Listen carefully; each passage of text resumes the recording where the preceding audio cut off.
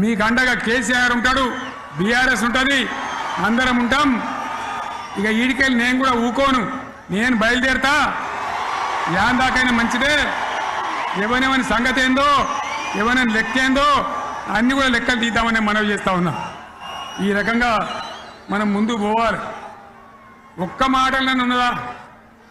ఇవాళ ఈ ప్రభుత్వం, ఈ కాంగ్రెస్ నయవంచక ప్రభుత్వం సంక్షేమంలో ఫెయిల్, మంచినీళ్ళలో ఫెయిల్, పొలాలకు నీళ్ళు ఇవ్వడంలో, సాగునీళ్ళలో ఫెయిల్, కరెంటు సరఫరాలో ఫెయిల్, రైతు బంధులో ఫెయిల్, విత్తనాలు ఎరువులు సరఫరాలో ఫెయిలేనా? ధాన్యం కొనుగోళ్లలో ఫెయిల్, పల్లెలు పట్టణాల అభివృద్ధిలో ఫెయిల్, భూముల ధరలు పెంచడంలో ఫెయిల్.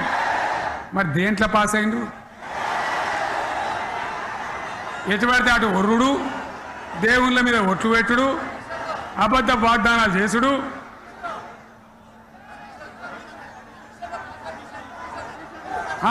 కమిషన్ అట 20-30% కమిషన్లు తీసుకున్నాడు, సంచులు నింపుడు, సంచులు మోసుడు. అంతేనా? కరెక్టేనా ఈ మాట అన్నా? కరెక్టేనా? నేను చెప్పి అన్ని ఫెయిల్ అయిందా ఈ ప్రభుత్వం? నిజమైతే ఒకసారి చేతులు లేవట్రా, దయచేసి స్టేజ్ మీద లేవట్రా. ఫెయిల్ అయినా ఈ మాట 20%-30% కమిషన్లని నేను అంటలేను. ఎవరన్నారు? స్వయంగా ఆర్థిక మంత్రి ఛాంబర్కు పోయి 200 మంది కాంట్రాక్టర్లు వాళ్ళు లొల్లిపెట్టి మమ్మల్ని 20-30% కమిషన్ అడుగుతుండ్రు, ఇది ఏమన్యాయం అని చెప్పి సెక్రటేరియట్లో చెప్పిన మాట నేను చెప్తా ఉన్నా. ఈ విధంగా మాజీ సర్పంచులు పాపం వాళ్ళు పనిచేసిన మా బిల్లులు ఇవ్వమనంటే వాళ్ళ గోస ఉచ్చుకుంటా ఉన్నారు. వాళ్ళేం పాపం చేసిండ్రు? ఈ విధంగా ఘోరం. ఇంకా ఈ అందానికి ఏం మాట్లాడతారు? కేసీఆర్ నువ్వు రా అసెంబ్లీకి, నీ కాయగూరు కూడా ముచ్చట్లు తింటానికా? పిల్లలు అడిగితేనే మీరు జవాబు చెప్తలేరు. ఉన్నట్టు నిలబెడితే ఆ ఆర్థిక మంత్రి అసెంబ్లీలో లేచి 20% కమిషన్ తీసుకుంటాను కేటీఆర్ మాట్లాడితే ఆయన లేచి భుజాలు తడుముకుంటాడు. నీకెందుకయ్యా బాధ? నువ్వు తీసుకుంటేనే నీకు బాధ ఉండాలి కదా. లేచి పేదలు ఉల్లి పెడతా ఉన్నాడు ఆయన అసెంబ్లీలో.